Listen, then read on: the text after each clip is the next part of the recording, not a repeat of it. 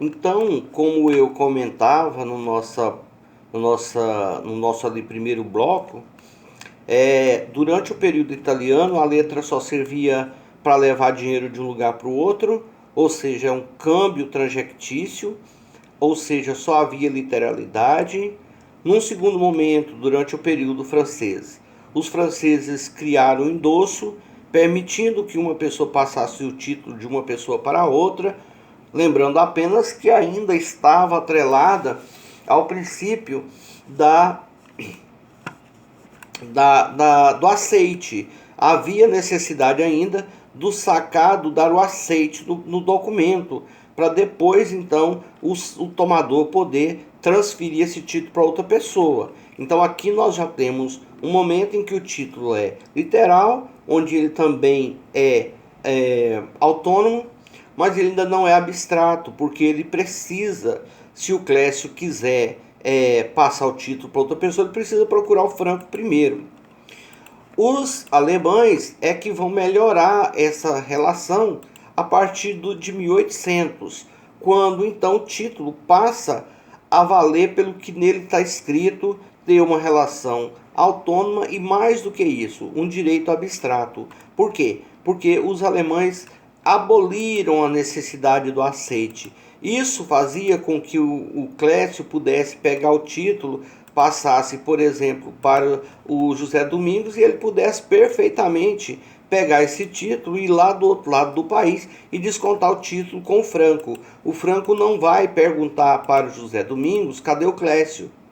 Para ele já não é mais interessante isso, basta que ele confira que tem a assinatura do Clécio no verso do título e que o título tem a assinatura depois do José Domingos. E aí o título termina por valer e termina assim durante o período alemão a ter literalidade, a ter autonomia e ter também a abstração. Então a gente pode dizer que o título só se tornou o que ele é nos dias atuais pela escola alemã. Outra pergunta que se faz é com relação ao direito estrangeiro, né? Como é que a situação passaria para outras pessoas? Durante muito tempo, muitos países, inclusive o Brasil, adotou a teoria da escola francesa. E a escola francesa, ela era bastante incisiva no sentido de que a letra de câmbio só servia para levar dinheiro de um lugar para o outro, ou seja, de um país para o outro, e era necessário que houvesse nesse título um aceite antes de circular. Então isso fez com que muitos países adotassem essa mesma teoria, né? Vamos lembrar, por exemplo, que os franceses criaram esse tipo de regra, mas os ingleses, por exemplo, discordavam de que a letra de câmbio era um documento meramente para levar dinheiro de um país para o outro. Então, os britânicos criaram dois tipos de documento. Um documento chamado Inland Bill.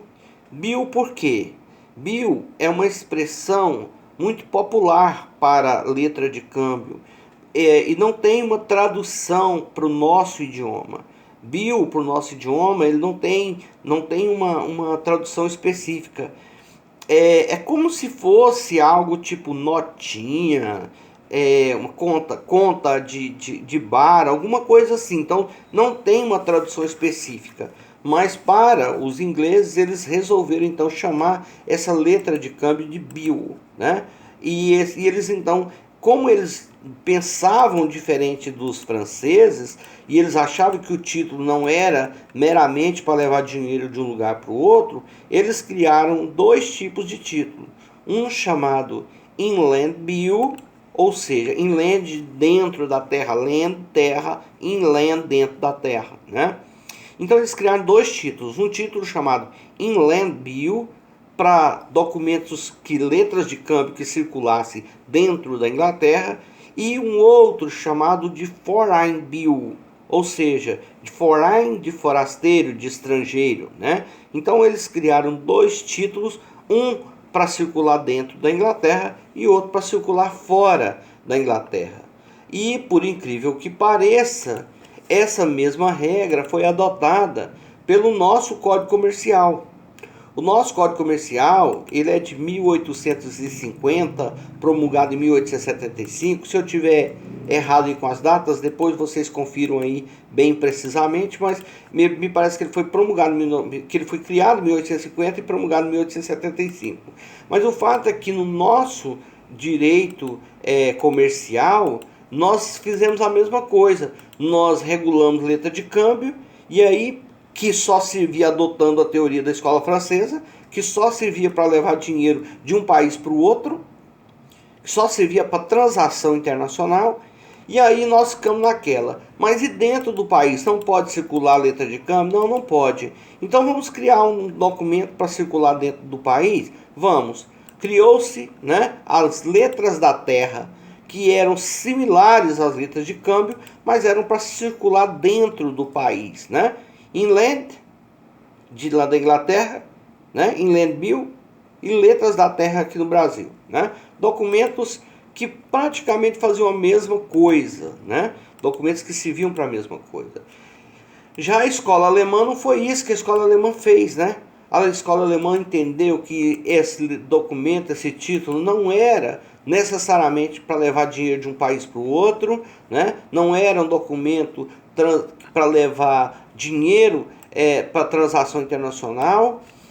Esse documento a letra de câmbio era um papel que poderia ser utilizado dentro do território alemão, podia ser utilizado para efeitos de circulação sem necessariamente buscar o sacado. Então, tudo isso se concretizou com a ideia da escola alemã. No item 3 vai falar sobre uniformização do direito cambiário. Não é tarefa fácil,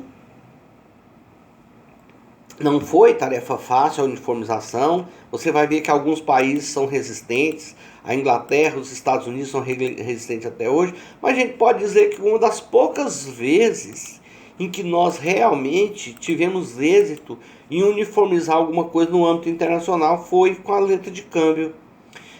Com a lei uniforme dos títulos de crédito. A lei uniforme não regula só a letra de câmbio, né? Ela regula a letra de câmbio, cheque e nota promissória. Então, a ideia de uniformizar a letra de câmbio ela era mais antiga do que se imagina, mas o fato é que nós realmente o Brasil veio, né, a adotar essa norma.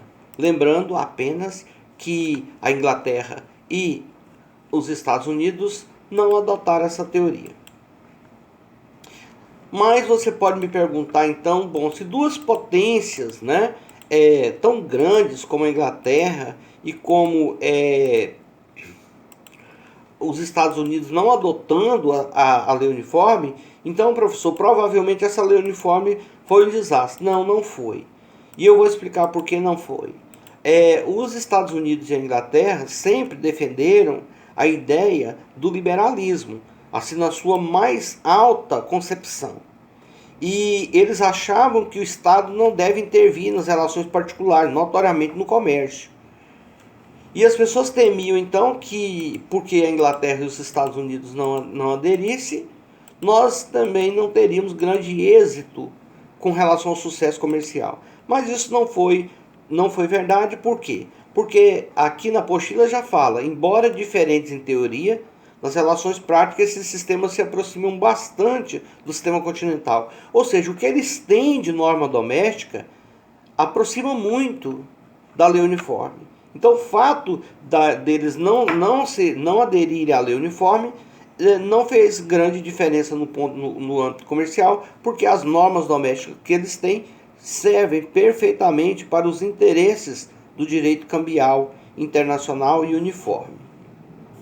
No próximo bloco eu vou dar um exemplo figurativo de como a letra de câmbio pode ser usada para você poder fixar melhor, já que é um título que não é muito conhecido das pessoas.